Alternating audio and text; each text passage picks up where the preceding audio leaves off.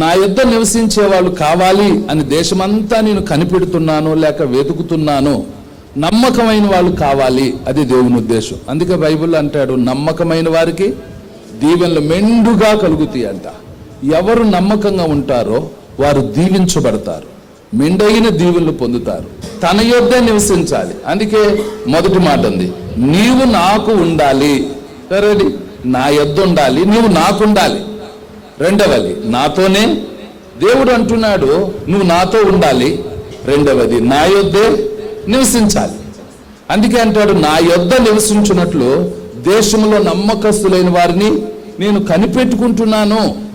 దేవునికి నీవు ఉండాలి. నీవే సభ్యునిగా చేర్చబడిన వారు ఎవరు అంటే, రక్షించబడి మారుమనసు పొంది బాప్తిసం తీసుకున్న వారే దేవునికి ప్రత్యేకించబడిన వారు. మనస్సు మారాలి, మారు మనసు మనసు మారాలి, హృదయం మార్చుకోవాలి. ఇది మతం కాదు, దేవుని మతంలో కలవటమో దిగటమో కాదు, ఇది మార్గం. ఈ మార్గంలోకి రావాలి అంటే నీ మనస్సు మారాలి. నీ పాపము ఆలోచనలు, పాపపు జీవితం మార్చుకొని నీ మనస్సు మారితే నువ్వు నూతన వ్యక్తిగా మార్పు చెందుతావు. కనుక మనస్సు మారిన వాళ్ళు మారు మనసు పొందిన వాళ్ళు అంటారు. మారు మనసు పొందిన వాళ్ళు ఎవరిని అంటారు? ఒకటి, మారు మనసు పొందటం బాప్తిసం తీసుకున్న వాళ్ళు, పాపముల నిమిత్తం పశ్చాత్తాపడి దాన్ని విడిచిపెట్టిన వాళ్ళు మారు మనసు పొందిన వాళ్ళు.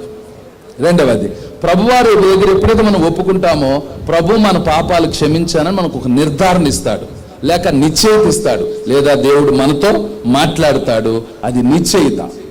దీన్ని బట్టే మనం పరలోకానికి వెళ్ళడానికి ప్రదానము చేయబడిన వ్యక్తే పెండ్లికి అర్హుడు, అర్హురాలు అని అర్థం.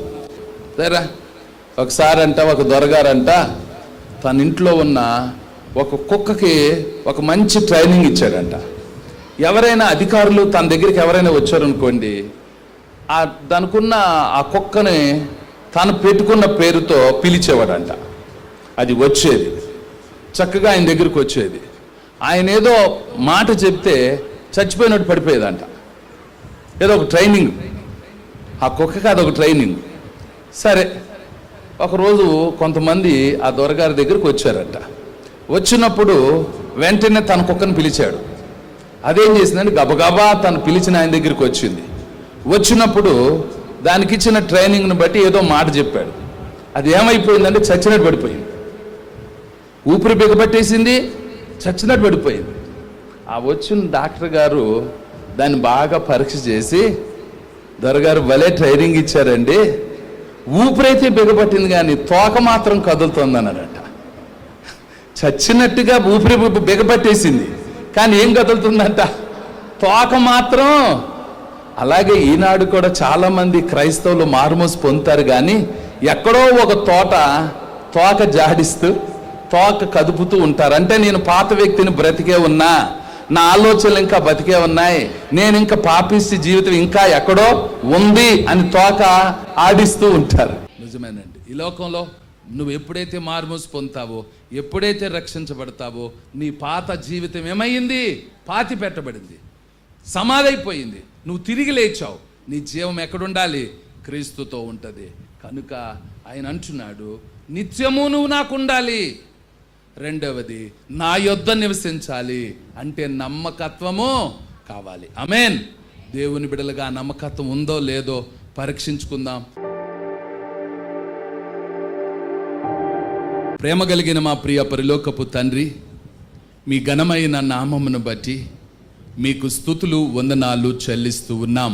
అయ్యా, మీరు మాట్లాడిన విధంగా తండ్రి మా నమ్మకత్వాన్ని మీరు కోరుకుంటున్నారు. నిత్యము మేము మీకే ఉండాలని, మేము మీ సన్నిధిలో నిలిచి ఉండాలని నమ్మకమైన వారి కోసం కనిపెట్టుకుంటున్నారు నాయన. ఆ నమ్మకస్తుడిగా మమ్ములను చేయి నాయన.